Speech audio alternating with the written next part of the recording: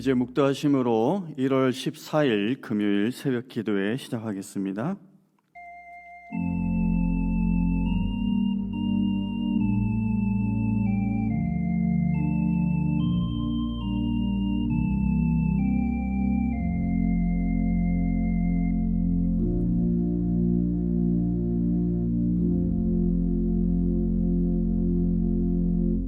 좋으신 하나님 아버지, 하루의 삶을 살아가면서 우리들을 예배자로 불러주신 은혜를 감사합니다. 새해를 시작하며 주님 앞에 다짐하고 결단한 것들 멈추지 않고 실천해 갈 수 있도록 도와주시고, 하루하루 지나며 믿음의 선한 열매들로 맺어지게 하셔서 주님께 영광 돌리는 올 한 해가 되도록 인도하여 주시옵소서. 이 시간 겸손한 마음으로 주님 말씀 받기 원합니다. 나의 모든 것 내려놓고 주님 음성 앞에 무릎 꿇게 하시고 말씀에 이끌려 살아가는 그런 믿음의 소유자들 되게 하여 주시옵소서. 영상을 통해서도 주님과의 깊은 영적 만남이 있을 줄 믿사오며 좋으신 예수님 이름으로 기도하옵나이다. 아멘. 다 같이 찬송가 323장 찬송하겠습니다.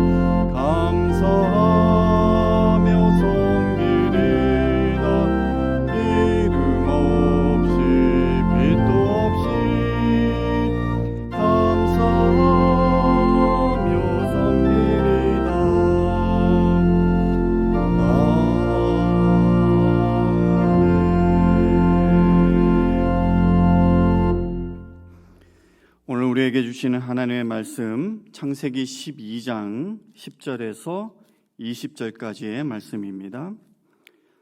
봉독해 드리겠습니다. 그 땅에 기근이 들었으므로 아브람이 애굽에 거류하려고 그리로 내려갔으니 이는 그 땅에 기근이 심하였음이라. 그가 애굽에 가까이 이르렀을 때에 그의 아내 사레에게 말하되 내가 알기에 그대는 아리따운 여인이라. 애굽 사람이 그대를 볼 때에 이르기를 이는 그의 아내라 하여 나는 죽이고 그대는 살리리니 원하건대 그대는 나의 누이라 하라. 그러면 내가 그대로 말미암아 안전하고 내 목숨이 그대로 말미암아 보존되리라 하니라. 아브라함이 애굽에 이르렀을 때에 애굽 사람들이 그 여인이 심히 아리따움을 보았고 바로의 고관들도 그를 보고 바로 앞에서 칭찬하므로 그 여인을 바로의 궁으로 이끌어 들인지라. 이에 바로가 그로 말미암아 아브라함을 후대함으로 아브라함이 양과 소와 노비와 암수 나귀와 낙타를 얻었더라. 여호와께서 아브라함의 아내 사레의 일로 바로와 그 집에 큰 재앙을 내리신지라. 바로가 아브라함을 불러서 이르되 내가 어찌하여 나에게 이렇게 행하였느냐? 내가 어찌하여 그를 내 아내라고 내게 말하지 아니하였느냐? 내가 어찌 그를 누이라 하여 내가 그를 데려다가 아내를 삼게 하였느냐? 내 아내가 여기 있으니 이제 데려가라 하고 바로가 사람들에게 그의 일을 명하매 그들이 그와 함께 그의 아내와 그의 모든 소유를 보내었더라. 하나님의 말씀입니다. 오직 하나님의 언약 하나만을 믿고 그분의 소명에 순종하여 모든 세속적 이해타산을 버린 채 약속의 땅, 그러나 미지의 땅 가나안으로 이주했던 아브라함. 아브라함이 가나안을 향해 갔던 그 길은 그가 이미 걸어보고 알아서 간 길이 아니라 그저 하나님의 말씀과 약속만을 믿고 간 길이었기에 그의 순종의 결단과 믿음은 위대하다 할 수 있습니다. 그런데 오늘 본문에서는 그 위대한 믿음의 선조 아브라함은 온데간데 없이 180도 다른 아브라함을 보게 됩니다. 이 시간 아브라함을 통해 우리가 기억해야 할 영적인 교훈이 무엇인지 생각해보고 동시에 하나님은 어떤 분이신지 다시 한번 확인해 보기 원합니다. 오늘 본문은 아브라함이 애굽에 내려갔다라는 기록으로 시작을 합니다. 그가 애굽에 내려간 이유는 심한 기근 때문이었습니다. 그런데 애굽으로 내려가기 전에 12장 9절에 보니까 아브라함이 남방으로 옮겨갔다고 되어 있는데 다른 번역본을 보면은 남쪽으로 이동하여 네게부라는 곳에 이르렀다라고 나옵니다. 이 네게부라는 곳은 사막 지역으로 원래부터 거친 땅이었던 데다가 가뭄이 닥치면 간간이 있었던 풀포기마저도 다 말라버리는 그런 곳이었다라고 전해지고 있습니다. 그런 곳에 심한 기근이 있었고 많은 가축을 이끌고 유목 생활을 했을 그 아브라함에겐 분명히 생존 그 자체를 위협하는 큰 위기로 받아들여졌을 것입니다. 예상치 못한, 그래서 조금도 반갑지 않은 손님이 아브라함의 삶 속에 찾아온 것이죠. 그때 아브라함이 생각한 대책은 애굽으로 내려가는 것이었습니다. 물론 애굽에도 건기가 있었습니다. 나중의 일이지만 요셉 때 그 7년간의 대가뭄과 같은 심한 가뭄이 또 닥치기도 했습니다. 하지만 애굽은 보통은 길고 수량이 풍부한 그 나일강 덕분에 정기적 일반적인 그 가뭄의 영향으로는 큰 피해를 받지 않았다라고 합니다. 그런 이유로 아브라함은 상대적으로 양식을 쉽게 구할 수 있는 애굽으로 영구적인 정착이 아니라 일시적인 잠깐 동안만 머무르고자 내려가기로 결정한 것입니다. 그런데 생각해 보면 가나안 땅, 하나님께서 아브라함을 하란에서 불러내어서 강력하게 밀어넣은 그런 땅이라고 할 수 있죠. 특히나 12장 2절 3절에 보면은 하나님은 아브라함에게 너는 복이 될 것이다, 그에게 창대함과 번영의 약속을 다짐해 주셨습니다. 그런데 그 약속과 축복의 땅에 이르러 정착하는 그 초기부터 심한 기근을 경험하는 아브라함 입장에서는 너무나도 당황스럽고 혼란스러웠을 것 같습니다. 여기서 우리는 약속의 땅에 기근이 들었다라는 이 사실에 주목할 필요가 있습니다. 보통은 약속의 땅이라고 하면 그런 어려움과 고통이 없어야 한다고 생각하지만 사실은 그렇지 않다라는 겁니다. 그리고 아브라함뿐만 아니라 우리 모두의 삶 속에서도 얼마든지 그와 같은 일들이 일어날 수 있다라는 것이죠. 아시다시피 예수님이 타고 있었던 배조차도 풍랑을 만났습니다. 우리가 말씀에 순종한다고, 믿음이 좋다고, 주님이 나와 함께 하신다고 해서 우리의 삶이 일체의 역경과 어려움 없이 그렇게 형통으로만 술술 풀려나가리라 기대하는 것은 어쩌면 기복주의 신앙에 가까운 것이죠. 믿음 안에서 산다라는 것은 풍랑이나 기근 없이 평온하기만 한 그런 삶을 살아가는 것이 아니라 오히려 그런 장애물들을 영적으로 한 단계 업그레이드하고 좀 더 성숙하게 되는 그런 기회로 여기는 것이 믿음의 삶이 아닐까 싶습니다. 그래서 믿음 안에 살았던 분들은 정말 힘들고 괴로웠던 일들을 지나 되돌아볼 때에 그것도 주님의 은혜였음을 고백할 때가 참 많은 것 같습니다. 혹자는 인생에서 겪게 되는 많은 그런 어려움과 고난이 궁극적으로 우리가 누리게 되는 큰 복의 변장이다라고까지 하기도 했습니다. 비록 아브라함이 실수하고 잘못한 행동을 했지만 이것이 그에겐 아마도 큰 도전이 되어서 나중에 아브라함으로 성장하게 하는 디딤돌, 쓰지만 값진 경험이 되었을 것이다 라고 생각이 듭니다. 한편 아브라함이 기근을 피해서 애굽으로 내려간 것은 인간적으로 볼 때는 어쩔 수 없는 그런 선택이었던 것 같기도 하고 일면 당연한 결정처럼 보이기도 합니다. 그러나 신앙적인 관점에서 볼 때는 불신앙까지는 아니라 하더라도 온전한 믿음의 상태는 아닌 것 같습니다. 왜냐하면 아브라함은 애굽으로 가기 전에 하나님의 말씀, 하나님의 인도하심을 기다렸어야 했습니다. 그게 아니면 적어도 하나님께 기도하며 물어봤어야 했습니다. 그러나 그는 자신의 생각과 판단을 따라서 가나안을 떠나 애굽으로 향했습니다. 그렇게 기근을 피해 애굽으로 내려간 아브라함은 그곳에서 또 다른 위기에 처해지게 되었습니다. 당시 애굽 사람들은 아름다운 여자를 보고 혹 그 여인이 결혼한 사람이면 신랑을 죽이고 그 여인을 자신의 부인으로 취하는 경우가 빈번하게 있었는데 아브라함은 그런 것을 이미 알고 있었던 것 같습니다. 그래서 혹여 자기도 아내를 빼앗기고 죽임을 당할까 두려워서 우선 자기 생명이라도 보존하여 나중을 도모하자는 차원에서인지는 모르겠지만 아내 사라에게 누이인 척하라고 요청을 하죠.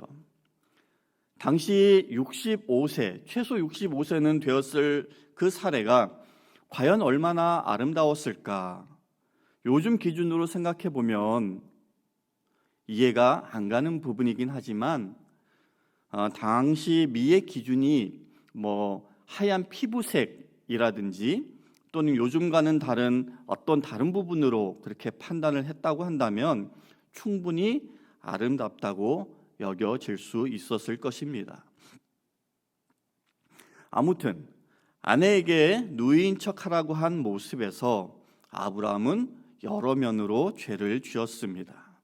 하나는 아내를 귀하게 여기지 않은 것이죠.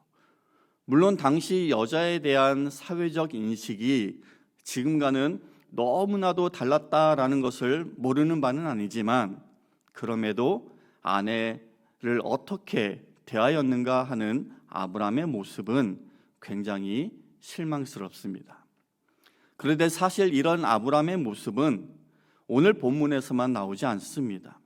창세기 20장에 보면 그랄이라는 곳에 머물고 있을 때에도 지금처럼 아내를 누이라 속여서 결국은 그랄의 왕 아비멜렉이 아브라함의 아내를 데리고 가는 그런 일이 벌어지고 말았죠.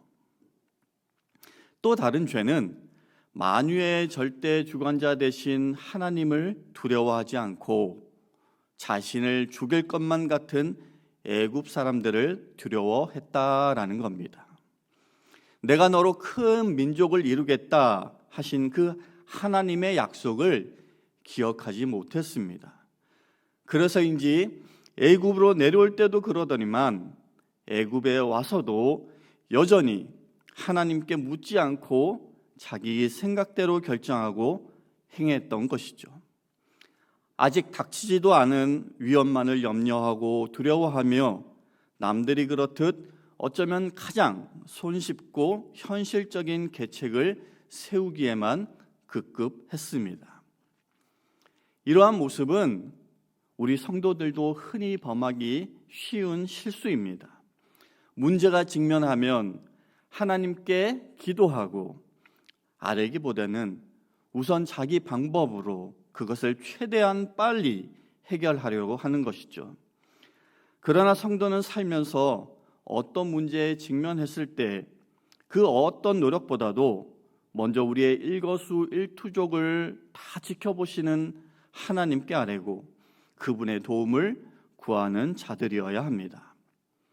미래의 영역을 신실하신 하나님께 맡기며 살아가는 자들이 성도로 부름을 받은 자들입니다.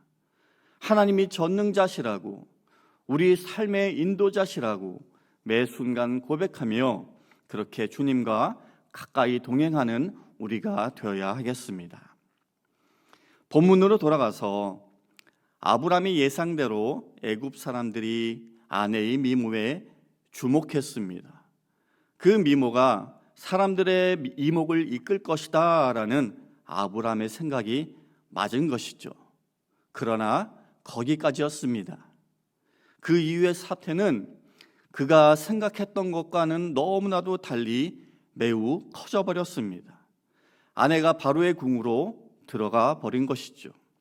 자신이 예상한 범위보다 크게 일이 진행되는 것을 보며 아브라함은 어쩔 줄 몰라 했을 것입니다. 자신이 세웠던 계획의 한계를 보았을 것입니다. 그제서야 상황과 경우의 수를 다 통제할 수 없는 유한한 존재인 것을 깨닫지 않았을까 싶습니다.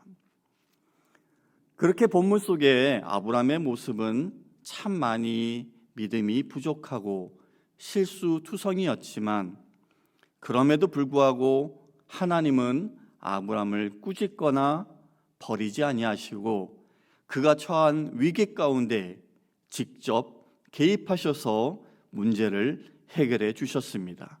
17절입니다. 여호와께서 아브라함의 아내 사레의 일로 직역을 하면 사레 때문에 바로와 그 집에 큰 재앙을 내리신지라. 여기서 보듯이 인간이 구원을 얻는 것은 그의 의 때문이 아니라 라는 것을 다시 확인하게 됩니다. 모든 것이 하나님의 전적인 사랑과 은혜인 것이죠. 아브라함이 소명을 받고 위대한 신앙의 삶을 시작한 이후에 오늘 본문에서 스스로의 힘만으로는 돌이킬 수조차 없었던 그 중대한 실수를 범했던 사실이 주는 영적 교훈은 우리 역시도 주님의 자녀로 부름받은 후에도 하나님 안에서 온전히 서지 못하면 언제든지 위기와 영적인 퇴보가 있을 수 있다라는 겁니다. 아브라함을 통해 인간의 유약하고 어리석음이 얼마나 뿌리 깊은 것인지 또 우리가 볼 수 있습니다. 그에 반해서 인생을 향한 하나님의 그 오래 참으심, 은혜와 그 사랑이 얼마나 깊은 것인지도 동시에 깨닫게 해주는 그런 오늘 본문의 내용이죠.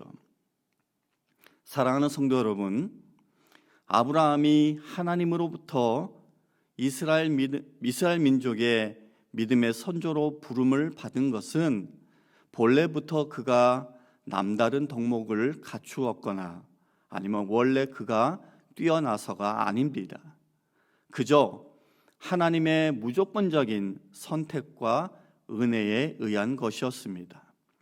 오늘 본문에서 그의 부족한 신앙의 모습에도 불구하고 그를 구원해 주신 것 역시도 하나님의 은혜였습니다.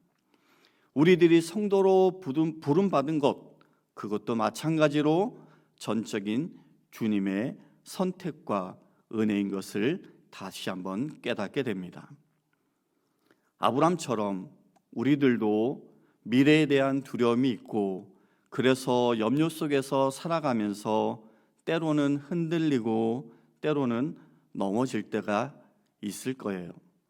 하지만 그때마다 하나님은 한번 택하여 부르신 당신의 자녀들을 지키시고 또 구원해 주실 것이라 저는 믿습니다. 이 확신을 가지고 신실하게 주님을 바라보고 의지하면서 그렇게 믿음 가운데 살아가는 저와 여러분 우리 모두가 될 수 있기를 주님의 이름으로 축원합니다. 이제 말씀을 기억하며 잠시 묵상의 시간 갖겠습니다.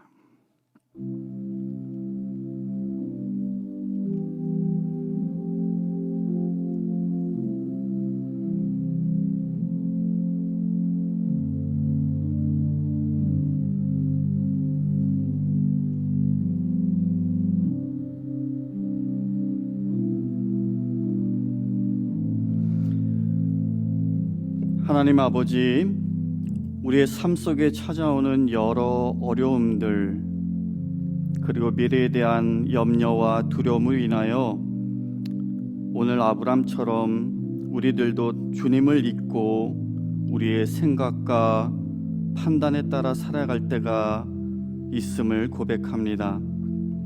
불안과 걱정 때문에 믿음이 배제된 판단과 행동을 할 때도 있습니다. 하나님, 저희들 불쌍히 여겨주시고 늘 주님을 기억하고 주님께 모든 것을 아뢰며 도우심을 구할 수 있는 그런 믿음을 허락하여 주시옵소서. 혹여 흔들리고 넘어질지라도 우리를 보호하시고 지켜주시는 주님을 기억하며 다시 믿음 가운데 일어날 수 있는 우리 모두가 될 수 있도록 인도하여 주시옵소서. 이제는 우리 주 예수 그리스도의 은혜와 하나님의 크신 사랑과 성령님의 감화 감동 교통 역사하심이 오늘도 말씀을 듣고 말씀 따라 살기로 결단하며 나아가는 모든 성도님들 머리 위에 지금부터 영원까지 함께 하시기를 간절히 축원하옵나이다. 아멘.